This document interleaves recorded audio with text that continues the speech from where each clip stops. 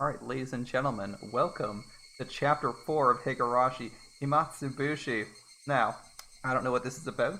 The post-game told us that maybe Shion's gonna be in there, but for but I don't know about that. Maybe Shion will be the main character, maybe she won't. Maybe that they're hinting that she might show up as the main character for another one, or maybe they're just joking around.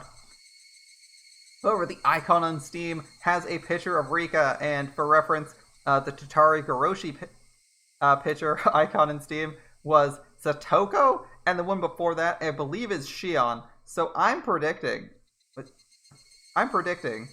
that we're going to be focused on Rika this game. I don't know what that's going to be. Maybe we'll just befriend her, but after all, with Tanagashi, we really got close to Shion. She was like our girlfriend. And Satoko was like our sister. I'm curious what relationship or role Rika's going to have. Probably little sister again. And how that's going to develop. But I'm thoroughly guessing that we focus on Rika this time. Get to develop her, does that make sense? Then we'll have focused on basically every character. We focused on like Mion, Shion in the second arc, Satoko, Reina is kind of like the original character first arc. So we'll have had like an arc for each of the main girls, and then presumably the next four arcs will either focus on another character or clean some stuff up, or just be like wrap up chapters. But it's 4 chapters; they gotta have something big going on, right? Anyway, without further ado, let's begin. How badly does this one go? Himatsubushi, for you, the final mystery. The time-killing chapter. Oh, we're just wasting time reading this one, I see. I now entrust you with all the mysteries hidden within Higurashi, however comical it may be. If you have reached any conjecture, then you have passed. This final novel is a meager reward for you. Conjecture is impossible, and you have the right to reject this story.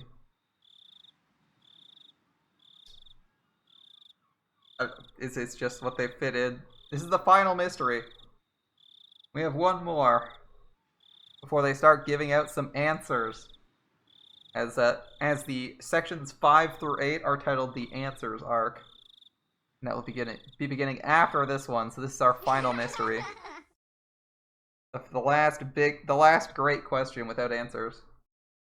This arc includes choices that were added in the console version. These choices result in dialogue changes that can lead to bad ends. Do you want to include these choices? I will go with the original one, so I'm actually going to decline this because I believe it also leads to like a new sub arc. Let's see.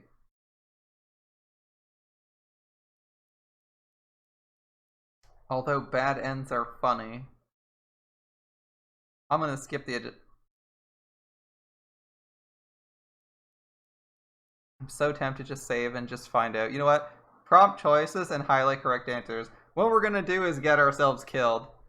We'll do everyone's favorite thing from Stay Night. Save before every single decision so that you can see all the horrible endings in the hilarious Taiga Dojo. And this time to remove ambiguity, because I'm not sitting here staring at like a massive ass flowchart telling me what the right answer is. We're gonna highlight the correct answers so we know we know how to die. So that we can, and then we'll also know that it'll be a choice that kills us. All right, highlight the correct answers. Who's the criminal? Don't we search for them in the story? Who's the criminal? Do you even know what the criminal did? Who is the criminal? Who will kill me now? Frederica Berncasto. Click. Midsummer 1985. Whoa. We're set forward 2 years. This is 2 years forward. Okay, this is new. So, the last couple took place in 1983. This is 1985, 2 years into the future. So it might be a flash forward.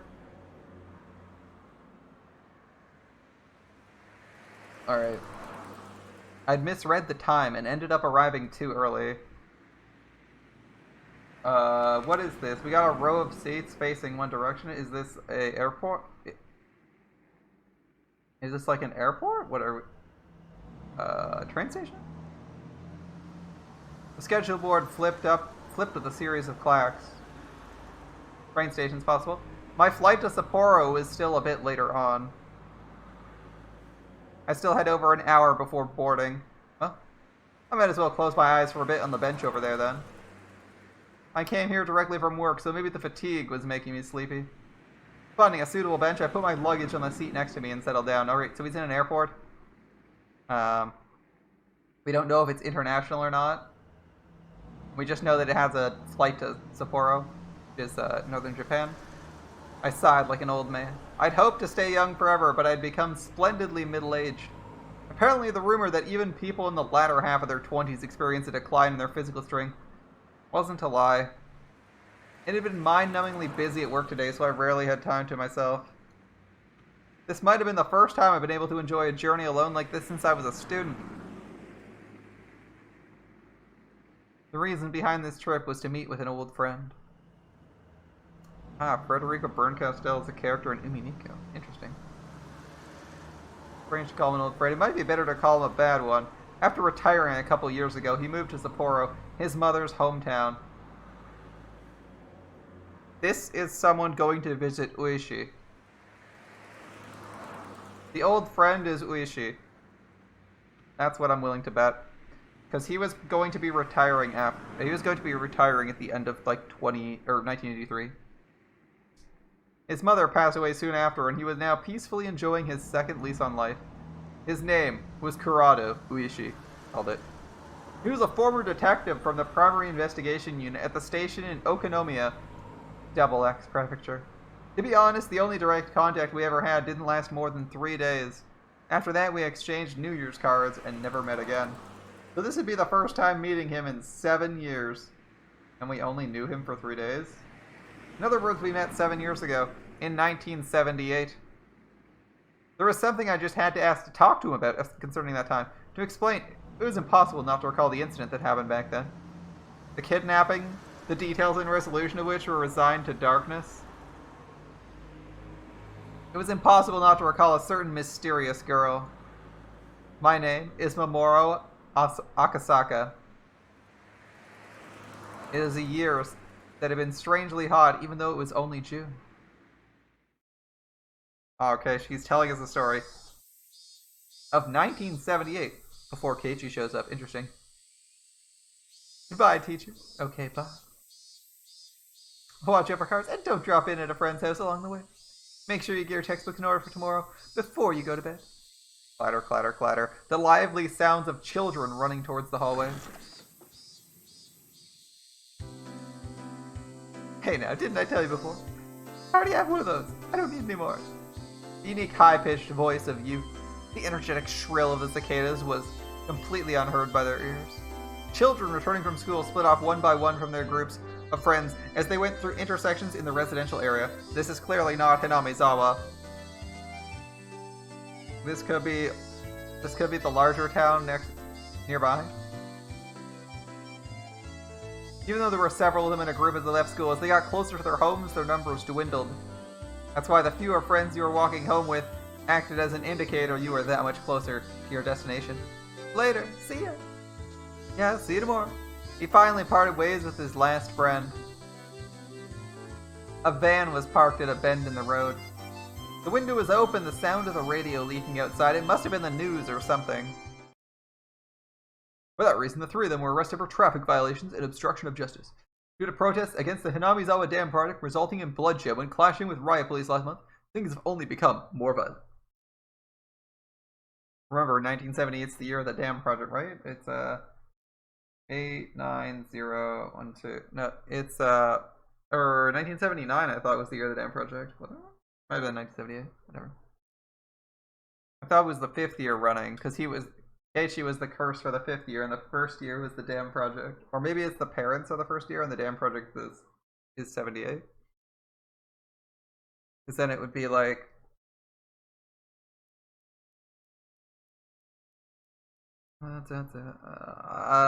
maybe, okay. The police are therefore taking precautions against radical activists, causing yet another incident. Last week there was also a direct confrontation with the minister, Inukai, on the steps of the Ministry of Construction. The boy's ears perked up at the mention of the name Inukai. At that moment, a man's face peeked out suddenly from the window of the van. His behavior was different than that of a man looking around to see if there was any incoming traffic before he opened the door to his vehicle. His eyes meeting suddenly with the unfamiliar man, the boy panicked slightly. Okay, Skylar, okay. They've secured the 2 blocks around us. This is where, oh, this is the kid that gets kidnapped. This is the Minister of Construction's kid, right? We're good to go. The man in the passenger seat whispered quietly. Nodding in acknowledgement, the man opened the door and stood before the boy. You. Are you Toshiki Inukai-kun? While asking that, the man peered at the boy's name tag. Toshiki Inukai. The name was written plainly there.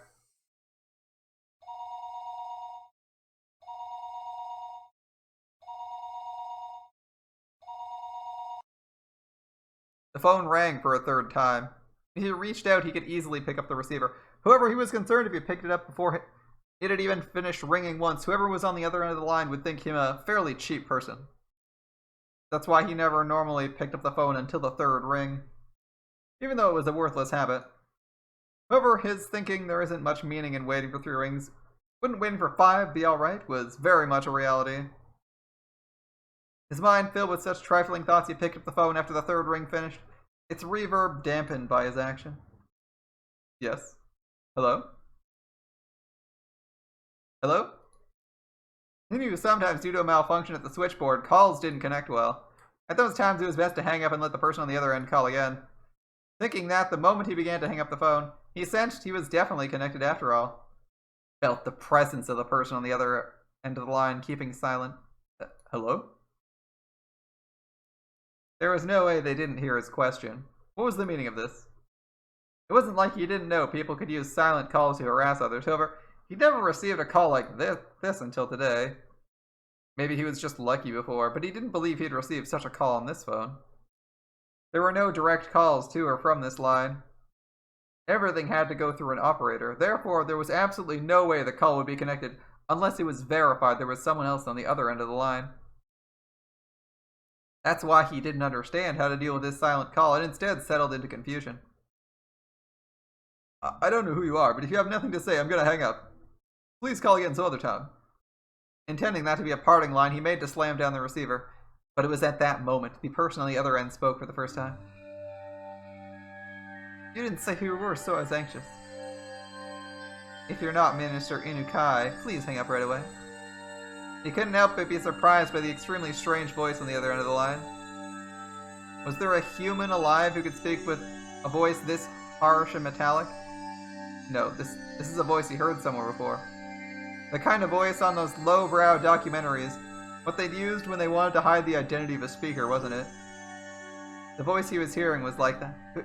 Who are you? As I said, that's what I want to ask. Are you Minister Inukai? Inukai hesitated to answer. Unable to discern intent of this phone call, he had a vague feeling something was off. He thought about hanging up and asking the operator who initiated the call, but he forced himself to restrain that urge, and for the time being chose to state his name and listen. That's right. This is Inukai. I said my name, now say yours. My name doesn't matter. First, let's begin by thinking about the situation you're in right now. Right now you're sitting in your chair talking on the phone. Why don't you try opening the lower drawer to your right?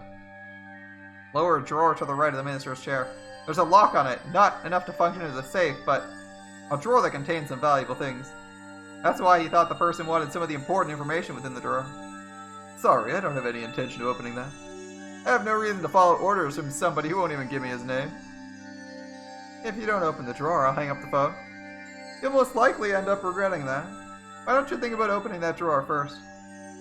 Inukai didn't like following orders from this suspicious person one bit. However, he was concerned about what the man said about regretting it, so he decided to open the drawer. He took the small key he kept in his wallet and unlocked the drawer. His hand stopped right before he opened it. What if there was a bomb inside and it exploded if the drawer was open? A delusion took hold of him. He quelled that instinct and opened it. Did you do it? The thing that's in there, do you know what it is? What's the meaning of this? I don't think there's any need for me to explain, is there? I'll give you some time. Please think about it a little. I'll contact you again later. Now then, pardon me. Hey, wait! Hello? Hello? The call had already ended. It would not change no matter how much she yelled at it. Even still, Inukai, without realizing that, continued yelling to the receiver for a while. The drawer was still open. On top of the folders crammed into the drawer, it lay there. Yoshiki Inukai. Written in plain lettering on a grade schooler's name tag. Just laying there. Enshrined there, completely out of place, as if it were cowering. This is a work of fiction, guys. So that would be the name tag of the Minister of Construction's son, just left in a lockbox in its desk. Alright, the console version has OPs. Will this one be any different than the last?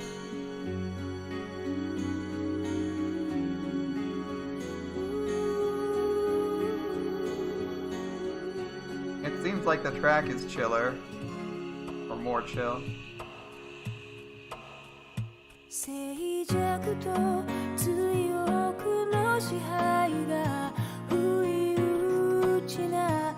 start out with a close-up of Rika, another shot of Rika.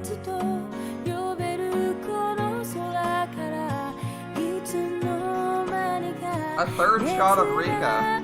They're hinting something, guys.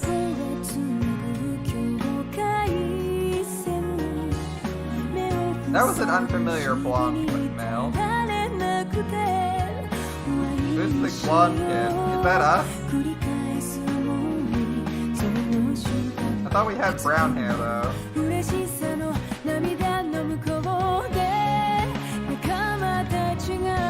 There are a lot of new faces.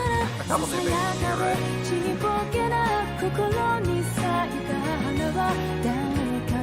We got some Satoko. Oh. Rip Rika.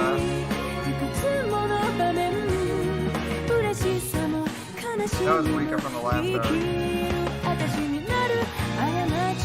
Is this an opening for the entire series or just this video? Just this run?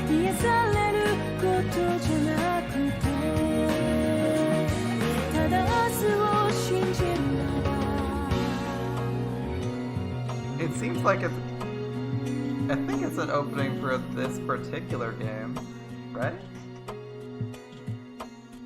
I think there was more Satoko in the previous one. I'll have to watch the previous one. I also thought the previous one was slightly more intense and less chill. Huh. Okay.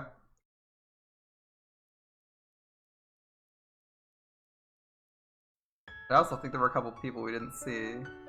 But we did learn that we were gonna see the teacher, right? We learned we were gonna see the teacher and coach from the OP last time. So this is probably a new one. You remember, Yuki? This picture? This is where I first proposed to you. That brief moment before you nodded back, you probably wouldn't know just how much seemed like an eternity to me. Yes, I'd have never thought that amount of time could feel like an eternity. Compared to how long I had to wait for you to propose to me, it was from the moment I met you until today. Compared to the time I spent since I was born, it might only be a brief period, but they were definitely precious, beautiful days. They deserve to be called an eternity. That time continues even now. From now on, I wonder if it'll be a boy, or maybe a girl. Either was fine. Boy or girl, either way it's living proof we both love each other. If it's a boy, we'll name it after you, Mamoru. If it's a girl, we'll put the Yuki from my name and hers. Thinking about names is so fun. In the end, we still haven't decided yet. There's still time to puzzle. Not that long of a time, actually. You see, Yuki, there's something I have to apologize for today. It's about your job. Sorry. It looks like an annoying bit of work's come up. Yuki. Do we know anyone who's named Yuki? We know Mion. Mion's a son of Zaki. There's no Yuki in that. There's no Yuki and Rika Furude. Satoko, whose name I've just forgot. No. Reina. No, there's no Yuki. Looks like an annoying bit of work's come up. In the worst case, I might not be able to be there for delivery. Yeah, that's fine. You have a very important job. Oh god, is this guy like the dam man? Is this guy like the dam foreman? What you do protects the way we live. Compared to you, it's nothing. It's got the dam foreman. Is he a cop? What is he?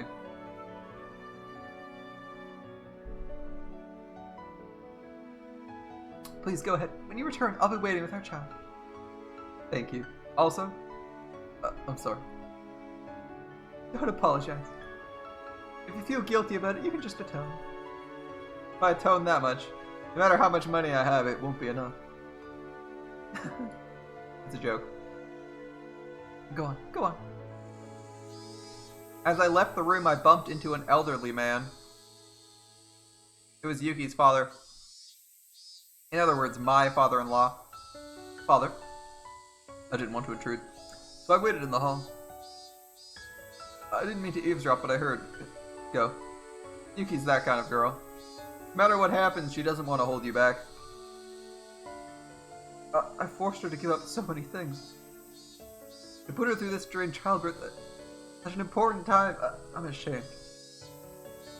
If you feel that way when you're done with your work, make some time for Yuki. You'll be happier with that than you passing your work off on someone else. Thanks. I know well, you do important work. Be proud in what you do. Yuki's looking forward to your triumphant return. Yeah. I jumped into the taxi that was waiting outside. This place is way too industrialized. This place is way too modern to be Hinamizawa. Compared to the time I first got here, the numbers on the fare meter had grown considerably. It seemed the modest time Yuki and I spent together wasn't so modest from an objective point of view. Sorry to keep you waiting. Go ahead. No worries. Well, off we go. The taxi jerked as it changed gears to accelerate, soon burying the hospital my wife was in behind a throng of buildings. If it was to end up as a really troublesome ordeal, I probably wouldn't be returning for quite some time. To call a rookie like me, and on top of that, one who's off duty, it seemed that the section chief was calling for all hands on deck. Ah, this would be the dam riots. The veteran upper brass gathering on an emergency basis happened occasionally. This is the first time that I've experienced everybody gathering together like this. Whatever was happening, there's no doubt it's going to be something novel. Or is this the murder investigation? Right when my wife was ready to give birth? If I wanted to spend the time to curse my misfortune, I'd be here all day. Even the verdant ginkgo trees lining the street that always brightened my mood seemed to lack some of their usual luster. Eventually, the government office came into view. Briefly holding my breath, I let the feelings of tension course through my body once more. I had to remember the work I was doing was important, necessary, and difficult. So this is someone else? Someone in charge of the dam project? I guess we'll find out. I composed myself and sharpened my wit. Ready? The taxi stopped in front of the building. Also, keeping a taxi waiting for you while you go into a building and have a... We're in Tokyo, okay. Chief, everyone's here. Akasaka-kun, could you close the blinds? The blinds were usually closed when they needed to use the projector, or if the discussion's going to contain particularly disturbing content. The blinds closed with a satisfying sound darkening the interior of the room. What's the date today? I didn't see what the date was.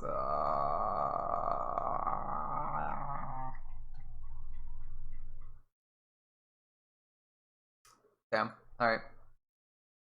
Immediately, the inside of the room was completely drained to the pleasant morning atmosphere, leaving behind only the cold illumination of fluorescent lighting. After the supervisor ensured everyone was present, he nodded to the chief once again. With everyone on edge, the chief stood up solemnly and began to give his report. Approximately 48 hours ago, the Minister of Construction's grandson, also the son of one of his staff leaders, is believed to have been kidnapped. It is believed the minister, in an effort to resolve matters amicably, chose not to report the situation to police and plans to see the demands imposed on him. It seemed that approximately 48 hours earlier, the Minister of Construction's grandson, Also, the son of one of his senior staff members was kidnapped. The reason why it was phrased the way it was because the person in question didn't admit it happened. Based on the results of surveillance conducted on the minister's residence, multiple suspicious phone calls from what's believed to be outside the city took place. The abducted child is said to be under treatment for some illness, but there's no trace of any hospital records or witnesses to such effect. Due to that and various other reasons, we believe, without a doubt, a kidnapping has occurred. Here they omitted the details that brought this incident to light. If you think about it, that meant before this incident happened, the minister's residence had been under surveillance already. I won't use the words spied upon. Of course, there wouldn't have been court approval for this, and it would have been very hard to explain to ordinary citizens. However, it's quite an effective method to catch wind of incidents like this before they get worse. I'd like for you to understand that dealing with these cases before they become a problem is the job of the Public Safety Division. Why is he just following the demands instead of reporting this to the police? The fact that a minister can't trust the police. What's this world coming to? It seems the group of perpetrators demonstrated they have quite a high level of surveillance on the minister themselves when they conducted the kidnappings. Enough to give the minister pause before calling the police. We'll find out right away if you call the cops, more or less. And it's possible there's a mole close to the minister. Several of the higher ranking members who seem to have experience with this kind of thing let out deep sighs. The goals of the perpetrators, their demands, as well as this entire incident are yet unclear, but in any case, the possibility this may grow to threaten national interest is extremely high. If their goal was to simply have their demands met for monetary gain, that would have been nice. However, if this is politically motivated, things could get a lot more complicated. We're not receiving any cooperation from the victim, which means we're not privy to details of the threat or demands. Due to that, we believe there's a mole involved in this incident. This investigation is highly classified. Only the people in this room are to know of it. Furthermore, as this case is our utmost priority, we'll be placing a hold on everyone's normal duties. Understood? After that, the supervisor continued on, tactfully explaining our course of action. If this incident were to become public, it's possible the minister's political life would be over. I'll spare you the explanation of how the rest of the dominoes would fall, but in the end, support in the Diet would decline. A no-confidence vote would occur and a snap election. It might even expand communist influences. Oh dear, it is the 80s, right? It's the late 70s. Late 70s. Although, amusing fact, I don't think Japan's ever had a party change. I don't think Japan's ever changed parties, right? They always vote for the same party in Japan? So, them thinking there's going to be a no-confidence vote and a snap election resulting in any change is kind of silly. Like, at most, the prime minister / president or one of the ministers might be booted out, but it's still going to be like 99% the same. In other words, we wanted to handle this delicately. Kawasaki and Seiki monitor communications from the minister and child's residences 24/7. It makes it amusing when they're concerned about the no-confidence vote. Like, if we're in like the US or Canada or some shit, where it's like every other... It feels like every couple elections, a different party's in power, or every election, a new party's in power. It's like, on the other hand, you have Japan, where it's never changed. So when they're like talking about like a no confidence vote and new elections, I'm like, what would actually change? What would change? They haven't changed anything in like 70 years. Definitely, the time this is set in would be like 30, but still. Find out what the minister is doing. Report anything that happens. Remaining members, investigate what's related to the case as assigned to your units. Focus your line on the commies, Reds, and Confeds. Don't discount the possibility of foreign involvement either. I've experienced one or two unamicable situations before. This was the first time I've seen things get so hectic. Several sophisticated conversations were progressing without the involvement of a rookie like me. I didn't intend to be so timid, but I couldn't hide my confusion at this unfamiliar situation. Cover that. As for Akasaka-kun, I snapped back to alertness upon hearing my name called. Yes. You investigate the environmental groups that have petitioned the minister. Among them, there's a group protesting the dam project that made the papers. Make sure you investigate them thoroughly. I doubt this is the act of some citizen group, but we have to eliminate every possibility we can. Understood. So those opposed to the dam. It's probably best if you go to the location personally. Get some info from the local authorities. They're a fairly radical organization, so the public safety division there should have them marked well. Understood. I'll head over there. Your wife, she's almost ready to give birth, isn't she? Sorry for the timing. I'm counting on your cooperation. We can't take our time with this. We'll just have to brute force it with our boots to the ground. I know. My wife hates to interfere with my work with her own circumstances anyway. Sorry, Ed. Thanks.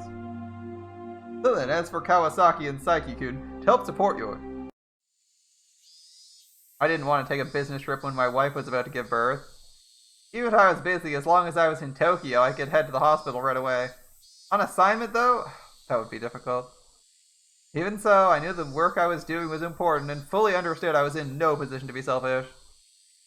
I'd have to make it up to my wife for having been away at such an important time. My wife, Yuki, could probably forgive me with a smile. The only thing she would hate would be holding me back.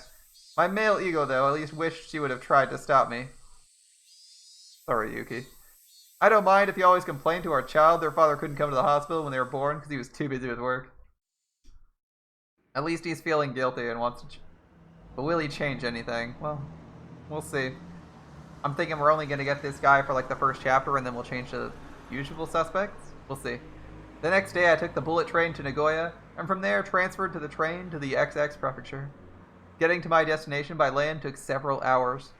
If I was traveling by air in that amount of time, I could probably get as far as Hong Kong. But the prefecture was by no means close.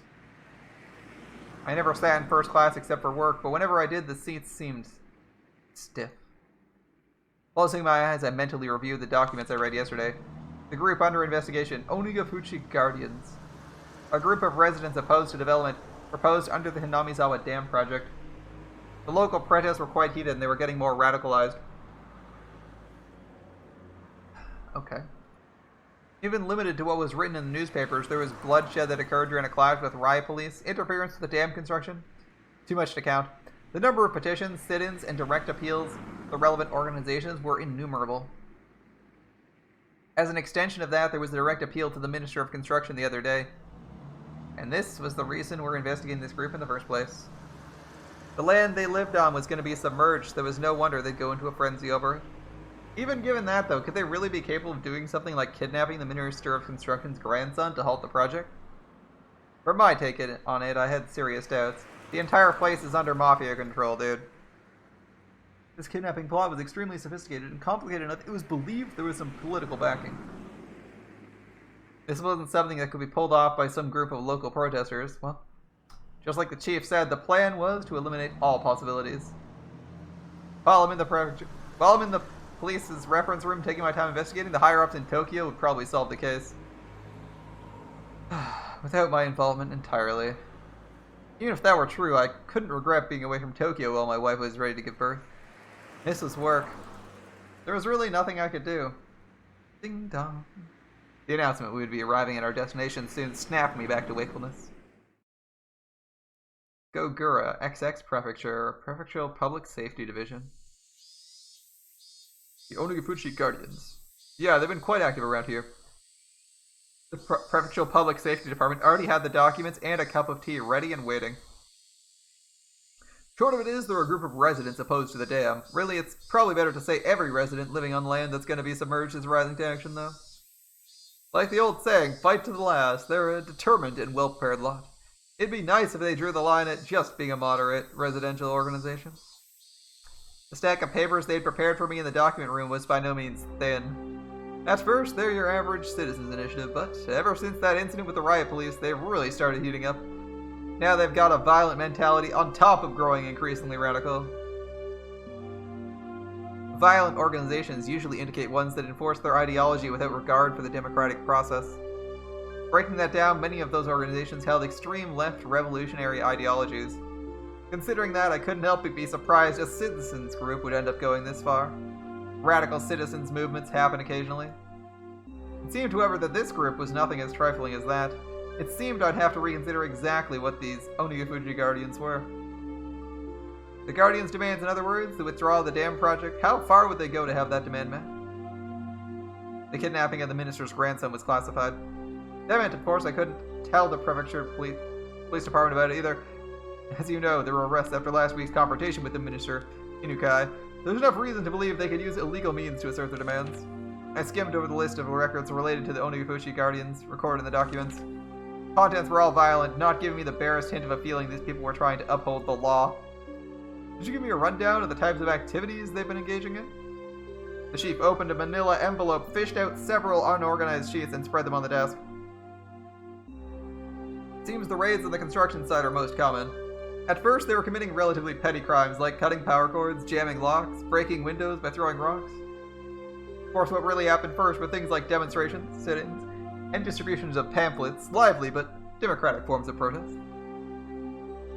However, then the demonstrators and police clashed, which started a riot, leading to numerous injuries and arrests. It was from then that the Guardians, like their name implies, began to take a more demonic form of resistance. If the raids were frequent, didn't the local police up the patrols? Of course, they're on full alert, but they're up against locals, you know? Not much the police can do if they're sneaking around under cover of darkness. Might as well label the entire map of Hinamizawa village around the damn construction site enemy territory. No matter how alert the police were, locals would show them just how easy it was to sneak around. In fact, it was after the police upped security, protesters started getting more extreme, as though they're being provoked. See here? Can you tell how things started to heat up? An office set on fire. Destruction of heavy construction equipment. Destruction? They couldn't have used explosives? No way. They crammed the gas tanks full of sugar cubes. If they do it, it fouls the engines. Even in Japan, it seems there have been people doing that to the vehicles of occupying forces right after the war.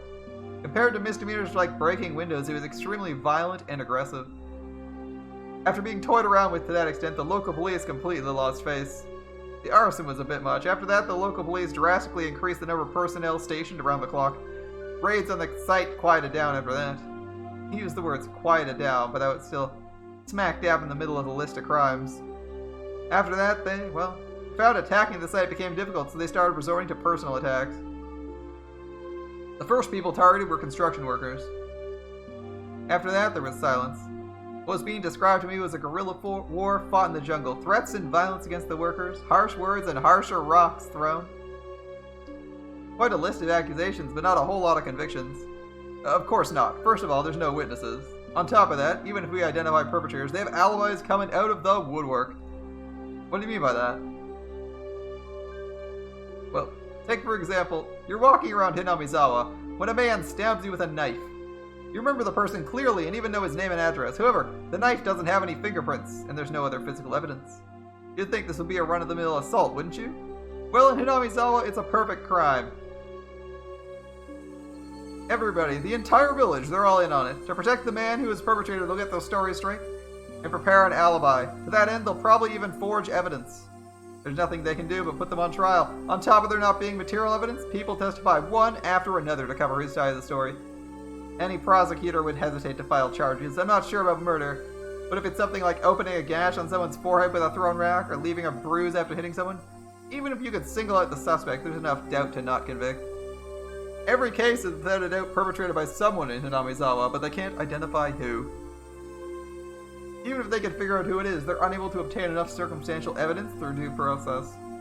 The villagers are all extremely well informed on this, and the most malicious, vicious, and tenacious personal attacks continued. Suddenly it seems very rational to carry a gun in real life.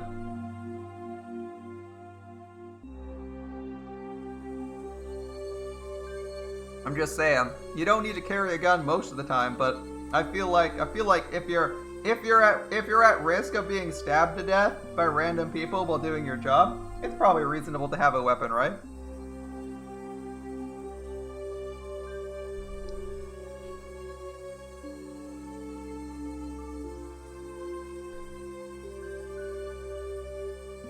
Especially if they have a list like hundreds long of people who are being attacked on a regular basis.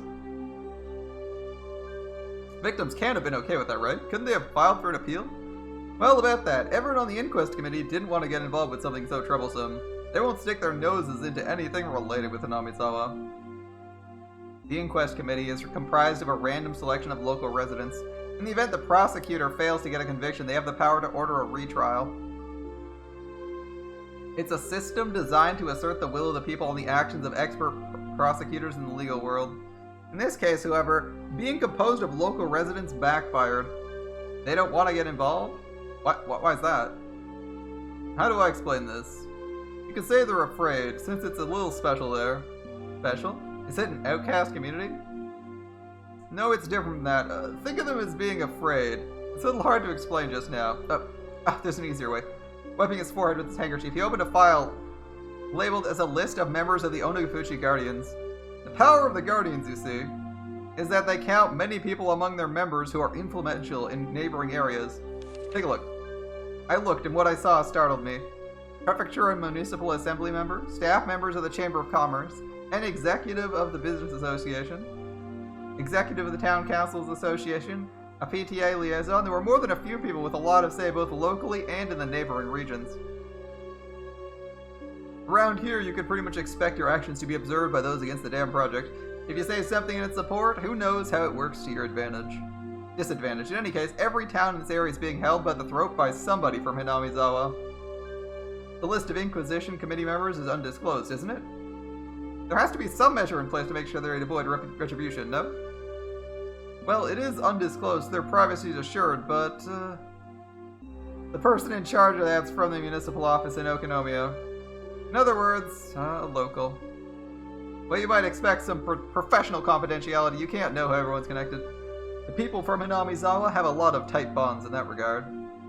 When you consider the obligations and duties people have to the region, the web of information thereby formed is nothing to scoff at. It's not uncommon for housewives in a neighborhood to know which kid from which house, in what grade, in which school, what subjects they're good at, and what vegetables they hate, among other things. You see, there's a Yakuza organization here with strong ties to Hinamizawa and the surrounding area. It would seem they're providing their full support in these recent incidents. They seem to be proving most effective. Gangsters? Siding with the residents opposed to construction of the dam? Hard to see what their common interest is. Oh, it's not hard at all, you see. One of the lieutenants in the gang is from Hinamizawa. He's adopted into a rather influential family in the village. So, exactly what is this Hinamizawa? I thought it was a desolate, rustic village. However, for some reason they exerted a strong influence on the surrounding areas and had a strong sense of unity. They'd protect their village by any means necessary, even if it meant resorting to violence. Chief had said they were afraid because there were numerous influential people around there, but somehow I got the feeling they were afraid of the village itself. There was something clearly different from what I read in the documents in Tokyo. This was no simple residential protest against the dam. For some reason, an uneasy feeling began nestling itself in the back of my mind. I chose the most basic way to ask my question. In other words, I directly asked what I wanted to know. Chief, this is a hypothetical, but these Guardians halt the dam project. Do you think they could threaten somebody important to accomplish that? Chief replied immediately, it's possible. Truth be told, they've gone to municipal and prefectural offices as well as local offices and done things that could be construed as intimidation. Several of the workers' families have reported they're being followed by some suspicious people. Well, that makes sense. To halt progress on the dam, they raided the construction site, destroyed heavy machinery, and lit the construction office on fire. If they didn't have any qualms about doing that, threats and violence against people related to the dam would be no problem, and if they've already done that, yeah, sure. But that was it. Even your everyday hoodlum could use threats and violence. This time it was kidnapping of the minister's grandson, an abnormally high-level crime. Not only was pulling off the kidnapping difficult, but so was maneuvering to have the minister surrender to their demands immediately.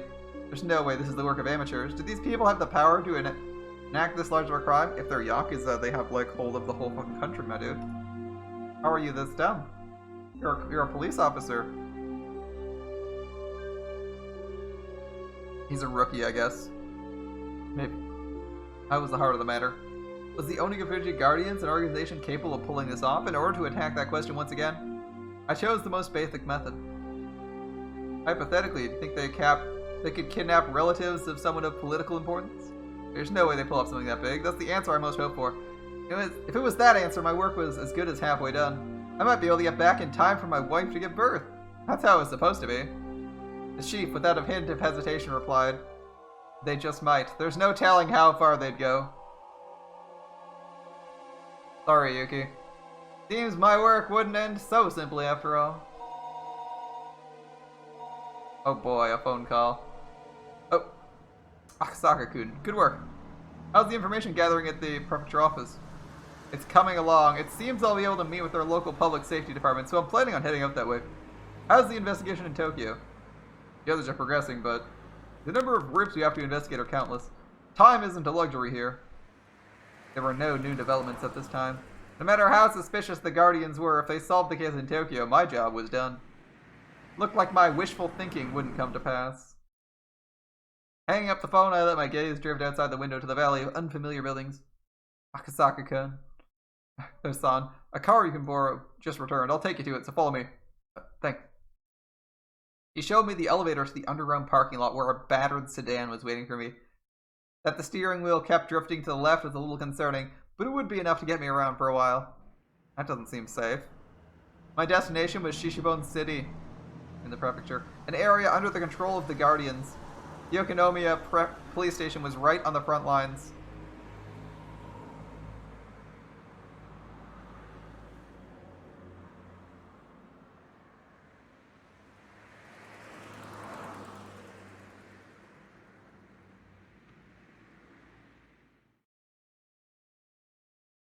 Alright.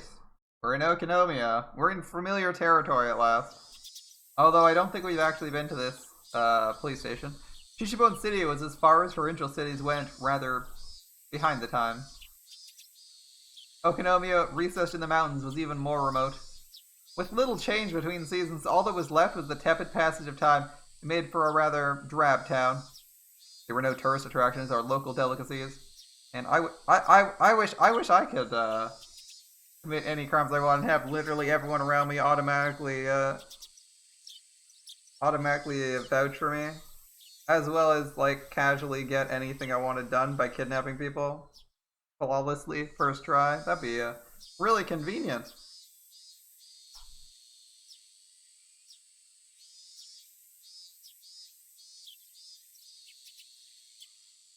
There's no tourist attractions or local delicacies. Not even a strong regional industry. It was simply dull. Looking at the monotonous and peaceful townscape, it's hard to catch a glimpse of the radical resistance of the Guardians. The atmosphere of boredom didn't hint at the police station being on the front lines of the damn conflict, nor the numerous incidents I heard about at the prefecture headquarters.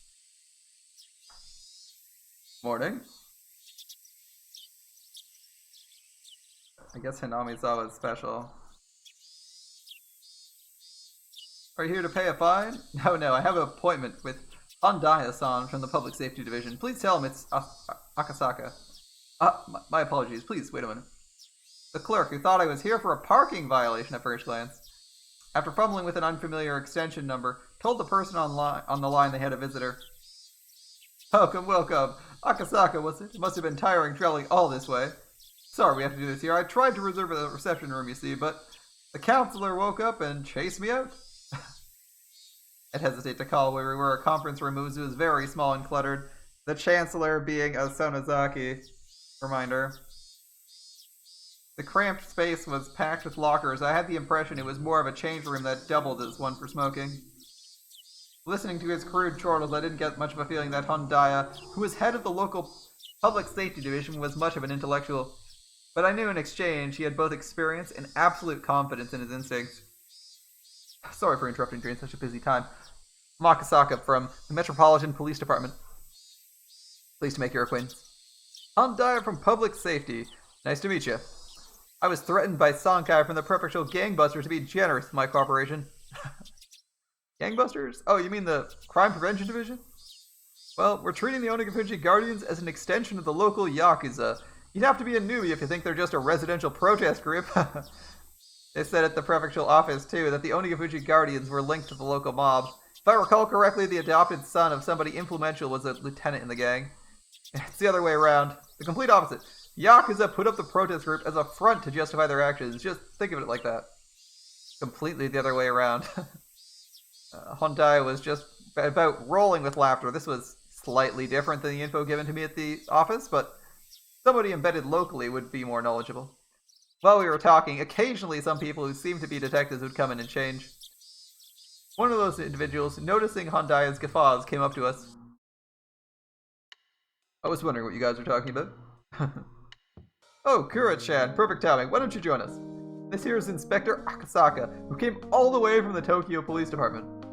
An inspector? I'm still a rookie. My name's Akasaka. Pleased to meet you. Must be nice to be so fresh-faced. Did they hire you this year? I couldn't help but think I was being ridiculed, so I only responded with a forced smile. I could tell this new person was like Hondaya, the type who had confidence in their instincts and experience. I didn't like those types. Let me introduce you. Akasaka. This is Uishi from our investigative department. Regarding the S-file you were asking about, he's familiar with it. S-file? S for Sonozaki. If something is an S-file, it means it has something to do with the Sonozaki family. It's something of a code name.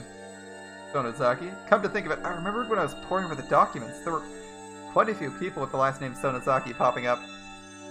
Are we actually going to be following this character the whole series? I'm curious. It's been going on, this intro is going on a little bit longer than I was expecting. Changing perspectives to it, we did have like a perspective change at the start of the previous one, where we followed where we saw a murder. I'm curious how long this one's going to last though. Or maybe it lasts the whole game, who knows?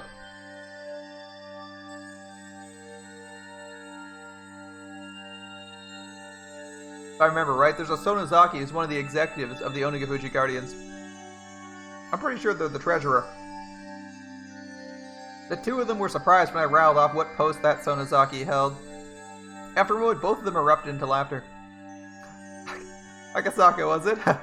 You're quite the studious one. Could it be you've memorized all the central figures in the Alliance? I wouldn't say memorized, but I've at least read the list. Well then, who are the president and vice president? The president's the mayor of Hinamizawa, Kimiyoshi. The vice president is priest of the local shrine, Furude. The treasurer is Oryu Sonozaki. The auditor is Makino. Liaison is Yoshiroshi Kimiyoshi. The PR head is Sadao Sonozaki. Akasaka, you're pretty good. The pay sucks, but you want to work here? You're just the type we're looking for.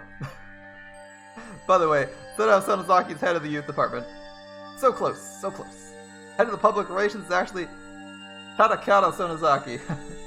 Feeling like I wasn't being complimented at all, I started settling into an uncomfortable mood. But I was becoming more and more aware I was the weakest link in this investigation, so I just had to grin and bear it. I didn't mean for that feeling to show up on my face, but the crafty detectives didn't let that one slip by. I didn't mean to make fun of you. To make up for it, why don't I show you around the village? For someone with no feel of the area like me, it would be a great help. I couldn't have asked for more. In the end, the Onigafuchi Guardians are nothing more than an alias Hinamizawa is using to deal with the outside world. I think getting to know the village would speed your work. How about it? Residential movement, in other words, held influence over the whole region, so the leader of the movement was the leader of that influence. Just like that, the thought processes in the region would become the overall personality of the movement. Like Uishi said, in order to learn what they were like, force behind the damn protests, getting to know the village was the quickest way. If you would. Nodding back without skipping a beat, Uishi laughed in satisfaction and stood up. Alright, looks like we got in his car. Yep, we got the exact same image. It's Uishi's car. If I took the information I learned at the office from Hondaya to heart, if my position was exposed, my personal safety was at risk. The opponent was an extremist group that had no qualms about using threats or violence against someone. If my personal info was leaked, it wouldn't be hard to imagine I'd be in danger, whether on the job or not. Thinking that, I felt a little nervous. These guys are quick to remember faces. If you're seen with me, they'll probably do a lot to hinder your work. This might be a little cliche, but put these on. Uishi handed me an incredibly suspicious disguise comprised of a baseball cap, sunglasses, and a mask. I didn't want to get all hot and stuffy, but Uishi's warning was probably right on the money. Considering that, I put them on with appreciation. I looked so suspicious that Uishi had to smile wryly. How much did I tell you again? Let's see. The part you were talking about, these three ancient families control the village? The Guardians is the same as the village of Hinamizawa itself, meaning there was a direct correlation between an executive in the Alliance and a leader in the village. As Sendai told me a short time ago, if the village was ruled by three families, then it would mean the Onigafuchi Guardians was ruled by the same three families. What did the documents at the office say? About the leader of the Guardians or whatnot? The documents I was using were classified. If I responded to Uishi's question, it'd be a breach of security. However, most likely, the man I judged was more well-versed in the situation than any of the documents at the department, so I decided to answer him. The president of the Alliance is the current mayor of the village, Kimiyoshi. Uishi, upon hearing that, let out a small chuckle. For him to ask that and to laugh at the answer as it was recorded in the documents meant it wasn't the case. So that means there's someone else other than Kimiyoshi behind the scenes, contrary to what the office thinks, or rather what is commonly known. Old man Kimiyoshi is nothing more than a figurehead. In the first place, the mayor in that village is nothing more than ceremonial. In other words, there's someone else in charge of the alliance and village. Would that be the three families we just talked about? Well, I'll explain that now. All of a sudden, with a thunk, the car suddenly lurched. The paved road gave way to a gravel one. At the same time, the scenery outside the window changed. The Hinamizawa dam project must be withdrawn. Overthrow the shameless puppet of a governor. The dam will submerge the natural beauty of Hinamizawa. Look, you guys just don't want the dam buried because you don't want to stop your ritual murders and undue influence caused by your thoroughly illegal misdeeds. If anything, this whole village should be buried with everyone with half the people in it, but we'll live. Protect the village from the unethical dam. What part of it was unethical? Fear the wrath of Oyashiro-sama's curse. Demolish the dam. Those involved must go away. The construction office must respond. The construction office manager must negotiate with us. Signs and banners crowded the roadside.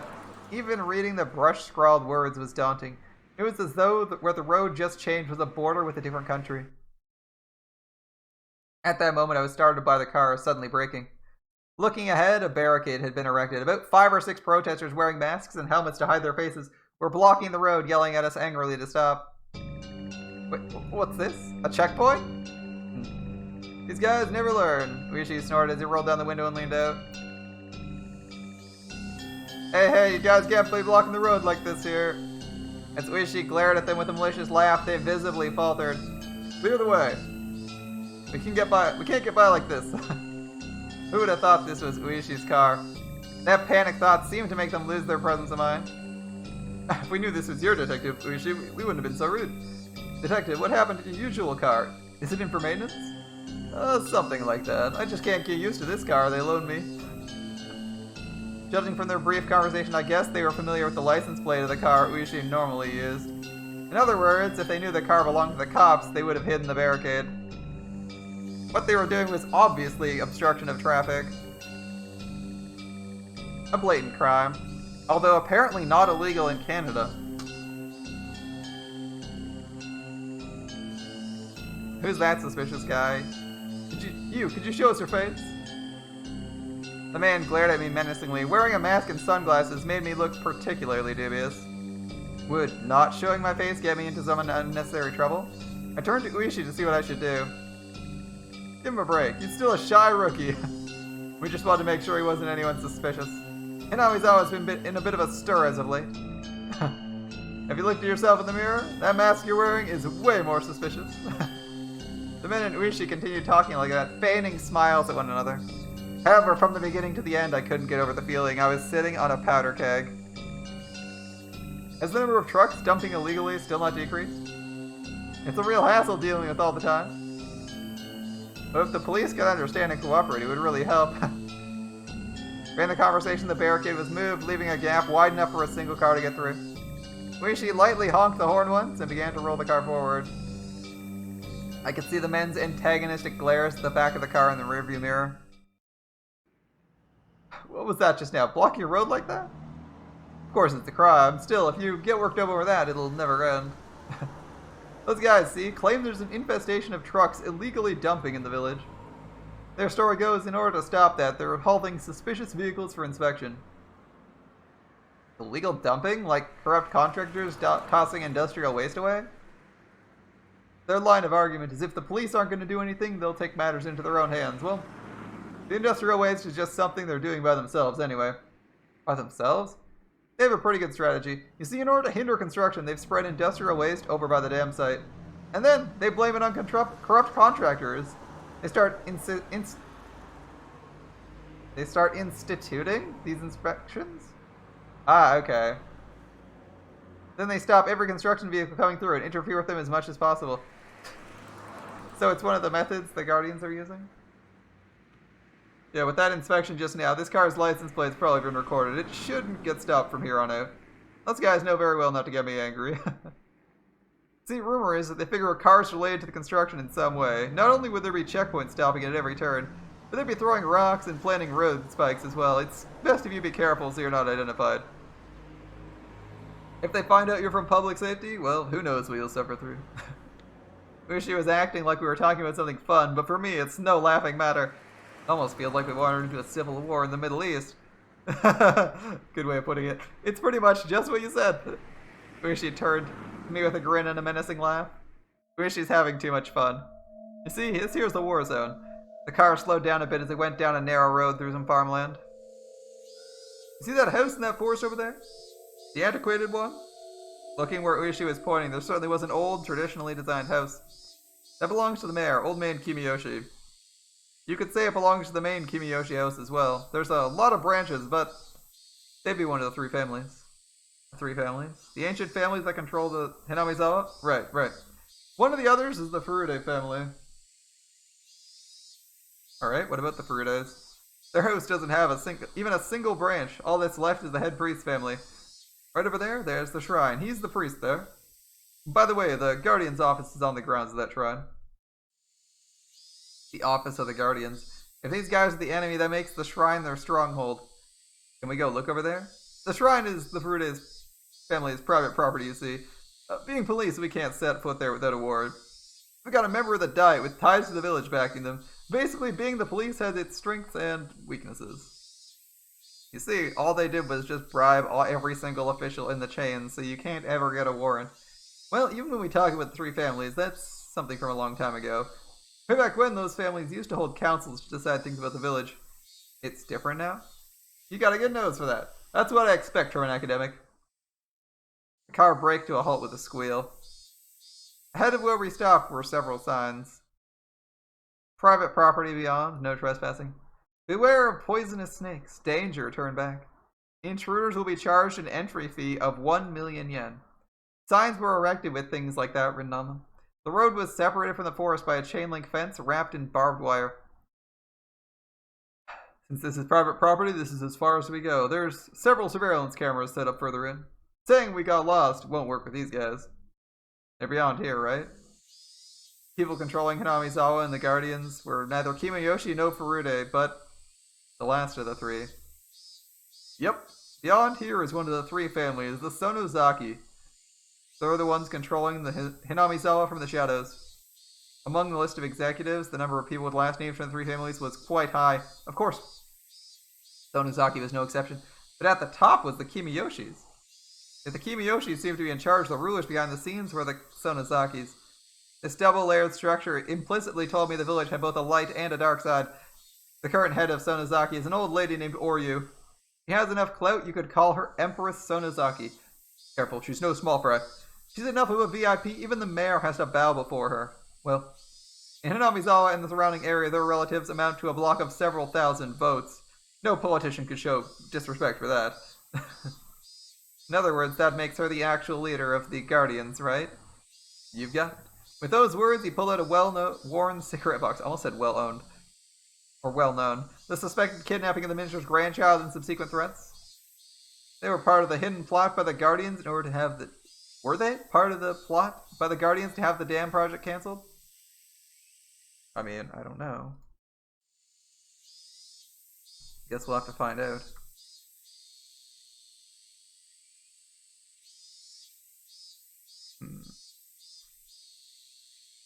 You came all the way from Tokyo to investigate this, didn't you?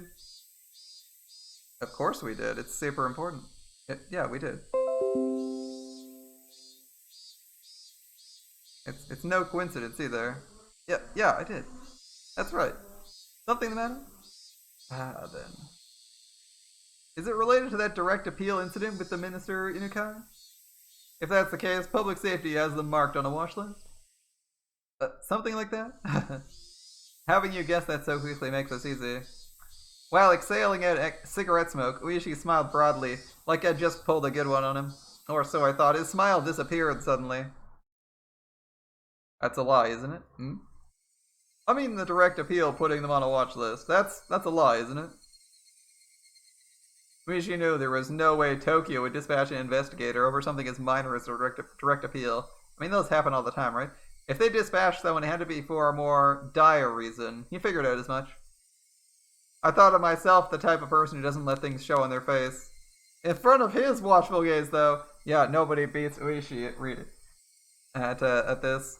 I felt what I was thinking was completely laid bare. He silently lit another cigarette, as if waiting for me to interject during this awkward pause. I see, this is a veteran detective's way of getting someone to spill information. But as long as I realize this, there's nothing more. If I don't open my mouth, I don't have to lose anything.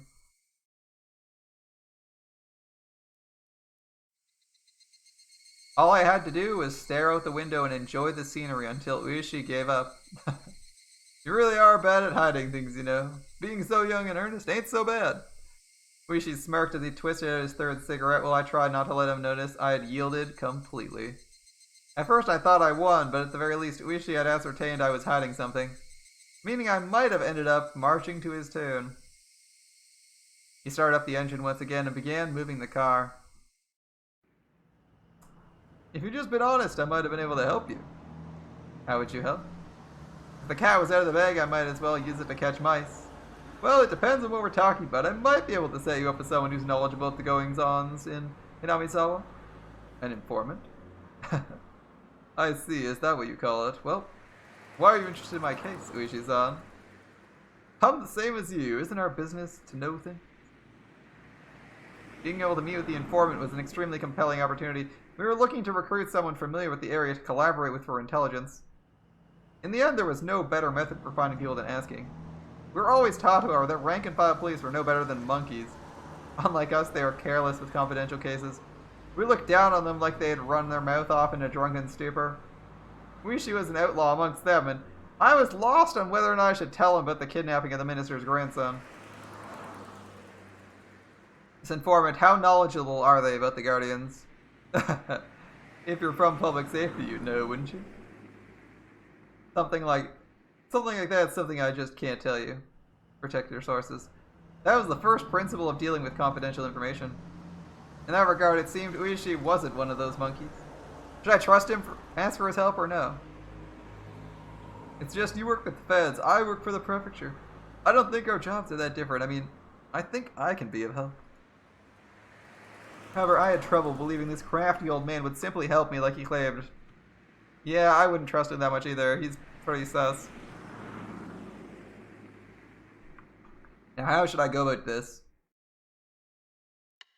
I find it hard to believe someone of your standing would help me out without strings attached. Well, it's not like I'm without an ulterior motive. As I recall, you have space in your budget allocated to pay informants, right? Something you don't need to submit a receipt for? Just a little bit. That'd be the cost of meeting with the informant. In other words, give the compensation earmarked for the informant to you first? It helps that the details of this deal are so clear-cut. He certainly was something else for being able to so brazenly state his ulterior motive like this. Rather than him doing this out of the kindness of his heart, everything's a lot clearer if he's being compensated for this. I felt that he was the type of man who was good at these backroom dealings. Oh, don't misunderstand me. It's not me who needs the money, it's the informant, okay?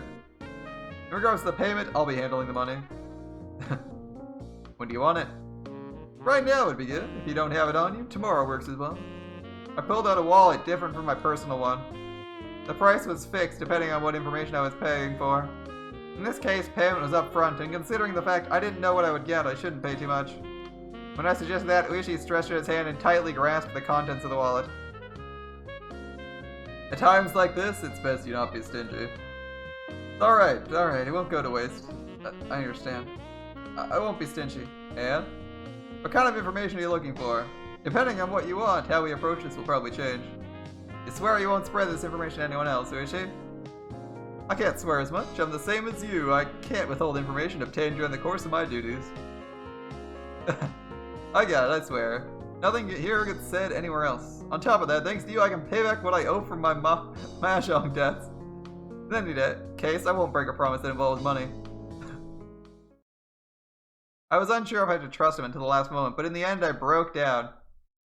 He wasn't the kind of guy to trust 100%, but there's no mistaking he had access to underground information networks. In order to accomplish my mission, I needed his cooperation, and I set my resolve. I'm investigating whether or not the Onigafuchi Guardians are relating to a certain incident. There's a possibility that a certain minister is being coerced by someone. Saying there's a possibility is a roundabout way of putting it. It appears there's a mole close to the minister, and due to that mole, the minister has been monitored quite thoroughly and forced to cede to their threats right away. None of this was reported to us or the police. So that's why you're saying there's a possibility he's being coerced. In that case, isn't it a little strange? If the minister didn't report it, how did you find out about this?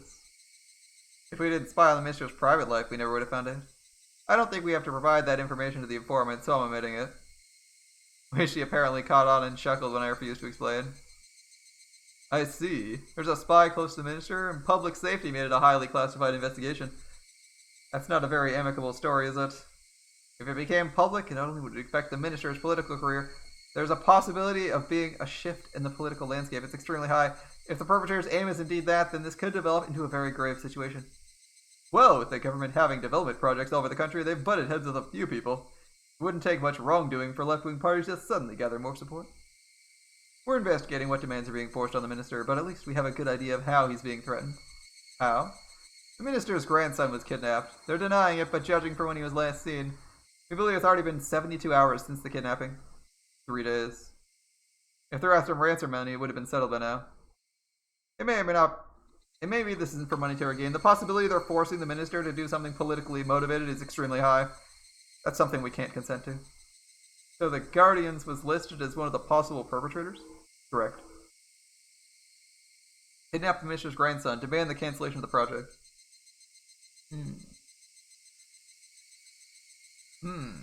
What do you think, Uishi? From your POV, does that seem possible? He seemed to ponder the idea for a while. The section chief at the office responded immediately with, "It's possible." Whoever Uishi was who was this well informed about the matter was hemming and hawing. Finally, just a little bit, he said something that was really just a little strange. This was before the Meiji era, you see. This area wasn't named Hinamizawa back then, it was called Onigafuchi. Just what I heard from my mother. This topic was so completely and suddenly unrelated to the subject of kidnapping the minister's grandson, I was completely taken aback. Onigafuchi? Oh, that's why they're called the Onigafuchi Guardians. The village of Onigafuchi is said to be inhabited by demons that devour humans. Even now, it's believed the blood of these demons courses through the veins of the villagers. Demons that devour humans? Rishi, what are you saying? It's information. I got a lot from you just now. A little too much. In exchange, I'm giving you a little freebie. He finally smiled, but it didn't seem like he was fooling around. Continue. You see, these human-devouring demons, normally they're revered as Taoist transcendents, and live tucked away from the rest of the world, but they ate people after all, so apparently they'd go to villages in the foothills regularly and abduct their prey. They used to call it being demoned away, or Onikakushi. Demoned away, It was the first time I heard such a peculiar phrase. However, I felt something slightly ominous from this horrifying tale of demons abducting people to eat them. Look, you know how there's the common phrase spirited away? When people go missing one day, they call it that. When the same thing happens around here, they call it demoned away. How does that relate to the matter at hand? Oh no, there's no direct relationship. I'm making small talk here. It's just... The car shook. At some point, the gravel changed to a paved one. It's just what? Around here, the phrase demoned away is code for disappearances and kidnappings. I thought I'd mention that. I don't know if it has anything to do with the kidnapping of the grandson. Well, there's no deep meaning behind it. It's just... It's a little bit of history. Onikakushi, human-eating demons coming down to the foothills and abducting prey. In order to cancel the project, they threatened to submerge the village. Did they demon away the grandson? Had they already made an example of Minister's grandson and eaten him alive? It's a bit of an interesting old tale, isn't it? If you set foot in the demon's village without reason, you'll promptly be captured and eaten alive. So don't go near Onigafuchi. Kids these days may not believe such superstitions, but amongst the older folk in Okonomiya, born in the Meiji era, many would never question these warnings. Hinamizawa was feared by the people in this area. Recall that piece of information I heard from the Prefecture Public Safety Division. In any case, we're in the boonies out here. It's kind of expected there be some kind of superstitions around. Somebody from Tokyo like you, Akasaka, probably couldn't even begin to imagine it, could you? Man-eating demons. As the price for violating the sanctity of the village, kidnapped the minister's grandson and swallowed him whole. That ludicrous idea flew through my head. It was so absurd I was half disgusted with myself. Wish he was just teasing me. Stupid. It was all really so stupid. Come to think of it, by then I may have already been seized by the curse of that dubious village. Ooh. For me to realize that would take a little more time.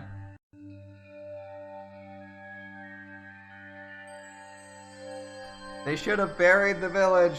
Bury the fucking village. Hang the consequences. Fuck Oyashiro-sama and his whole stick. Just bury the village. Drown the whole place and burn the whole village and then drown the place to make sure. Alright, new tips. New tips. 4 of them this time. Alright, we're calling up Yuki. Our wife, right? Oh, really? Tough when it's such a sudden assignment. Please be careful. Where are you headed? You're already there? Whenever I headed out on assignment, she'd ask where. Not just Yuki, but anyone would have asked the same. If it was a cold place, she'd urge me to pack a thick jacket. If it was far, she'd warn me to be careful on the drive. It was just normal, everyday concern that led to asking such an obvious thing. I felt sad I couldn't answer such a run-of-the-mill question. Sorry, it's something you can't talk about, isn't it? Please be careful. Sorry, Yuki. At some point you started apologizing right away. Even when you first started your job, you were all gung-ho about it. Yuki laughed as though she realized something. At times like this, Yuki had the magical power to see right through me. Just barely. Good. It's already been quite a while since I was admitted to the hospital. Are you finally getting lonely? Don't tease me. I'm too old to get lonely. Oh, really? You actually like to be doted on, don't you? Don't you guys start getting a little faint of heart when I'm not around? Gee. I can see the little devil horn spreading through your head right now. You're always like this. Can't hide it. Can't hide it. I don't play with you. You get all alone. I can hear your tail wagging over the phone. This side of Yuki wasn't something you could guess existed from seeing her usual modest behavior. And it was something that she didn't show to anyone else but me. Normally I'd poke her to hide my embarrassment and bring an end to the conversation, but I couldn't do that over the phone. Of course, Yuki's clever. An extra dose of teasing over the phone. She's teasing me because of that. I wonder when I figured out giving you grief was this much fun. Give me a break. In any case, it's good to hear you so lively. I know, right? Did I cheer you up? I called Yuki to keep her from feeling lonely when she was by herself in the hospital. Of course, that's nothing more than a pretense that I, being shy, had to come up with. It seemed Yuki long since had seen through that act. Please phone again. When I'm not feeling up for it, I'll get my father to talk with you. Although, if you're talking with my father, I get the feeling you'll be standing at attention on the other side of the line. For a while longer, Yuki kept teasing me without letting me end the call. Well, that sounds nice and relaxing. Record of opening remarks. Chairman XX, members of the XX Party. Congratulations are due as we're celebrating 25 years since our founding.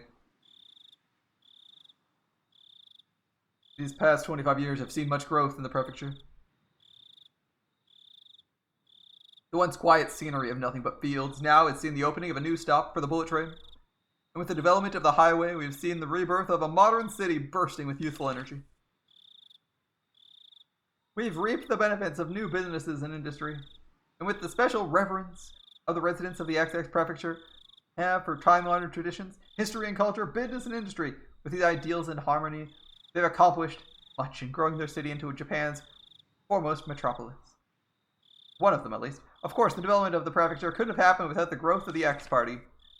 We're resolved to see every one of our campaign promises to fruition, reaching our targets definitively and expediently, like arrows fired from a bow. With these arrows as the fundamental basis of the X Party, our members have sought to pierce the obstructions preventing the happiness of the residents of the prefecture. But I believe everyone here is unlike an ordinary arrow.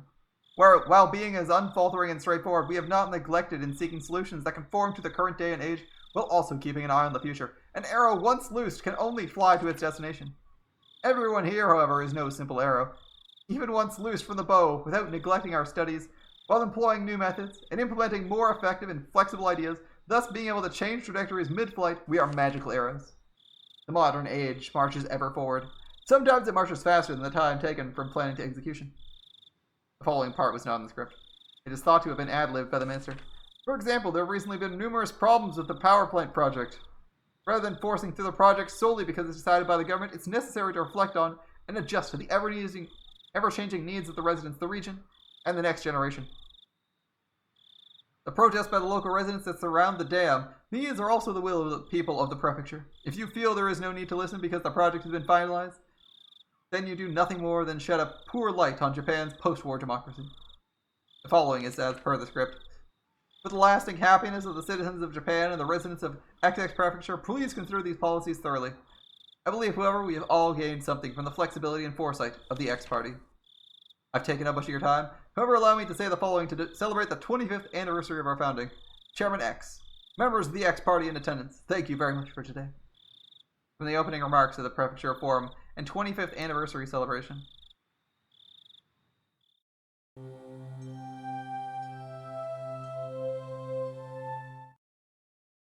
Years of fire and the taste of honey.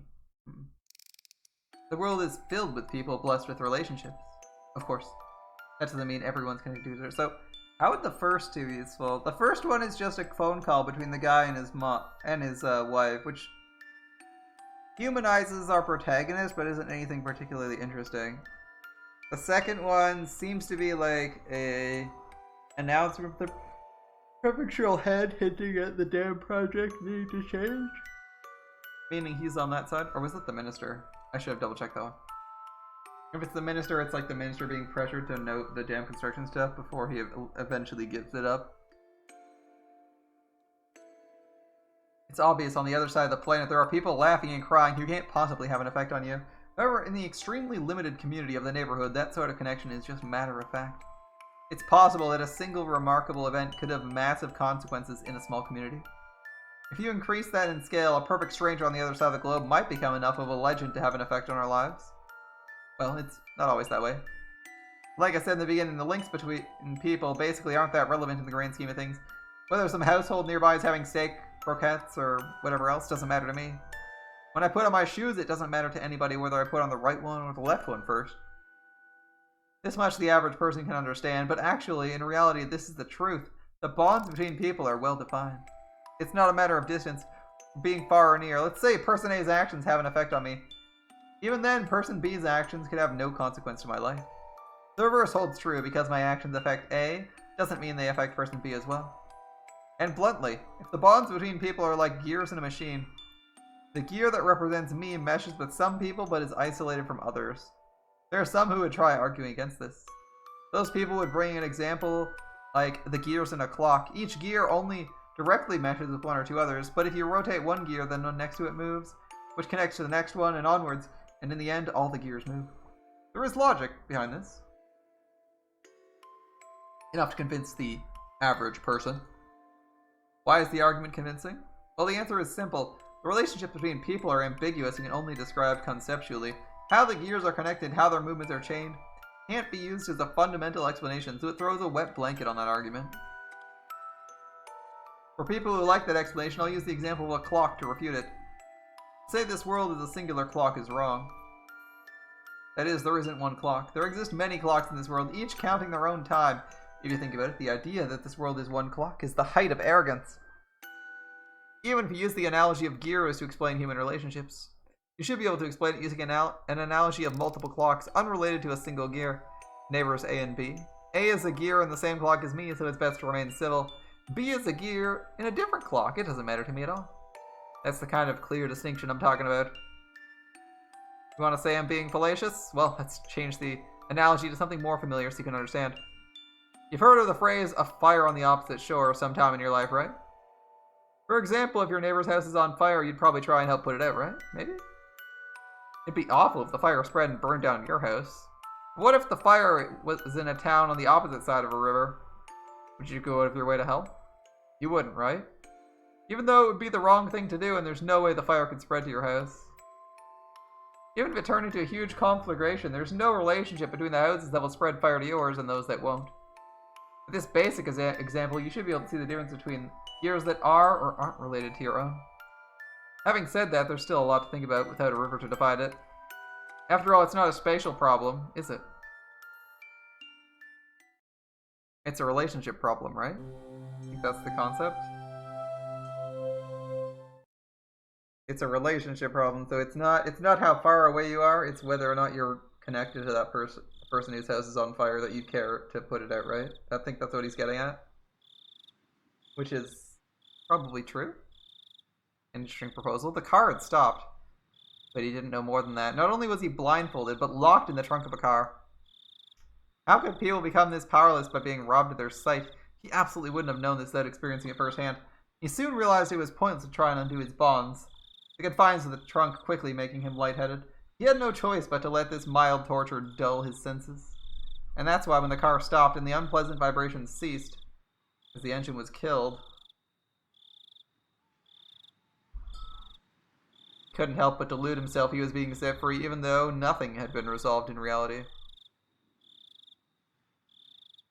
Of course, he was soon removed from that delusion. He strained his ears when he heard one of the men who abducted him, and an older man he was hearing for the first time strike up a conversation. Nice to see ya, chick's in the trunk. He struggled so much he's probably exhausted. There's not a mark on him, just as ordered. Must have been a handful. Trunk opened, letting in a blast of cool air. Even though up till now he'd been thinking about getting out of that stuffy trunk, when it actually opened he suddenly became uneasy. Enough he wished that the lid of the trunk would once again close, separating himself from them. Suddenly, someone stroked his head. Of course, since he was blindfolded, he couldn't tell if the hand was petting him or simply evaluating how easy it would be to remove his scalp. Unable to tell the difference, he could only freeze as he imagined the worst-case scenario. Poor little bugger, he's shaken. Just stay calm for a bit. The older man said that kindly as he stroked the boy's head. Must be real tough for you. But see, your Gramps is a nice man. He'll help you soon enough. Having heard nothing but the average standard dialect his whole life, the older man's distinct intonation left a deep impression on the boy. But he had no idea what he was saying. For your Gramps to register his meaning, your grandfather took a while to process. Eventually, the hand that was stroking his head loosened the blindfold. Can't keep his eyes covered. If he splits his face open, it'd be bad. And we might as well take out that gag. He can't breathe like that. He'll be trouble if he yells. Leave him to us. You don't know how to treat somebody. The main family said no rough stuff. You better remember that well. Yeah. We won't do anything stupid. As long as the kid cooperates, that is. The man's head prodded roughly and repeatedly at the boy's head. A rugged hand, unlike the affectionate one that had been stroking his head earlier. Just stay cooperative. If you struggle, there's no guarantee what will happen. The cliched threat was literally beaten into his head.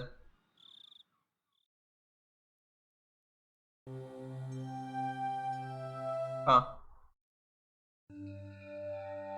So it looks like this arc, assuming when I click save this as end of chapter 1, this arc is entirely going to be about the dam protests from the perspective of a public safety officer. Interesting.